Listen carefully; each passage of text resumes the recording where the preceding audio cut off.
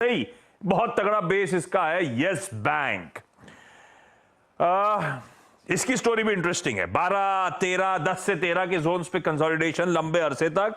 उसके बाद वो खैर वो बैंक्स आने के बाद से तस्वीर धीरे धीरे बदली और ये है लंबा चार्ट। ये खैर यस बैंक तो एक जमाने में आप सब जानते हैं कहां था, इंक्लूजन था इंडेक्सेस में, और आज क्या हाल है।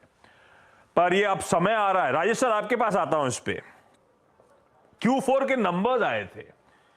अगर नंबर्स आपने ढंग से एनालाइज कर रहे हो तो सजाया जा रहा था, क्लियरली विजिबल है। वो प्रोविजनिंग लो थी, वो टैक्स राइट बैक्स आए, मुनाफा जंप करा। पर ध्यान रखिए, सजाया इसलिए जा रहा है क्योंकि ये शायद बिकने की कगार पे खड़ा है। खबरें ऐसी कहती हैं, रिपोर्ट्स की सरकार ने एसबीआई को मंजूरी दे दी है कि यस बैंक में अपना माल छोड़ दो। हालांकि इस बार के रिजल्ट्स में एसबीआई के मैनेजमेंट ने कुछ भी नहीं कहा इसके बारे में। पर राजेश सर, यस बैंक, कई लोग पुराना चार्ट दिखा के बताते हैं मल्टी बैगर है ये, इसके लिए भी सिमिलर स्टोरीज हैं। हालांकि दिया है पैसा, ऐसा नहीं है। जो रुके थे 10, 12, 13 के जोन्स पे, उनको डबल करके दिया है। लेकिन अभी इन लेवल्स पे जब वैल्यू अनलॉकिंग की तैयारी हो रही है, रखे रहना है नहीं रखे रहना है, खरीदना है नहीं खरीदना है? देखिए जिसके पास है वो बिल्कुल रखे रहें, और जिनकी रिस्क एपेटाइट अच्छी है और वो 2-3 साल 4 साल के लिए होल्ड कर सकते हैं, उनके लिए खरीदारी की सलाह रहेगी। सही कहा आपने कि कुछ ऐसा नंबर लग रहे थे कि जो प्रेजेंटेबल बनाए गए, बट फिर भी अगर आप देखो तो चौथी तिमाही में मोमेंटम बहुत स्ट्रांग था।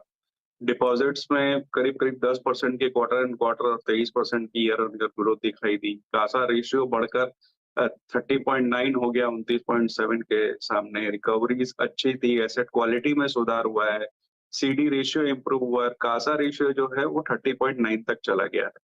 कार्लाइल ने पिछले बार दूसरी बार अपना हिस्सा बेचा है, लेकिन अभी भी उनके पास होल्डिंग है। जो बड़ी होल्डिंग कोटक और एसबीआई में है, वो इस वक्त मुझे नहीं लगता कि बिक्री में आने वाली है। ऐसी कोई खबरें निकल के आ रही थी, बट जैसा कि मैनेजमेंट ने कल कुछ कहा नहीं, तो ऐसी उम्मीद इस वक्त नहीं है। और मुझे लगता है जिनकी रिस्क एपेटाइट अच्छी है, वो थोड़ी लंबी अवधि के लिए यहाँ बिल्कुल गिरावट में खरीदारी कर सकते हैं, क्योंकि अगर कुछ भी सुधार आता है, तो मुझे लगता है यहाँ से अच्छा रिटर्न बैठ सकता है। भाई साहब, गिरावट में खरीदारी कर सकते हैं, जिनके पास है वो होल्ड करिए। यस बैंक को लेकर व्यू ये है, बाय ऑन डिप्स, और जिनके पास ऑलरेडी है बने रहने की सलाह है।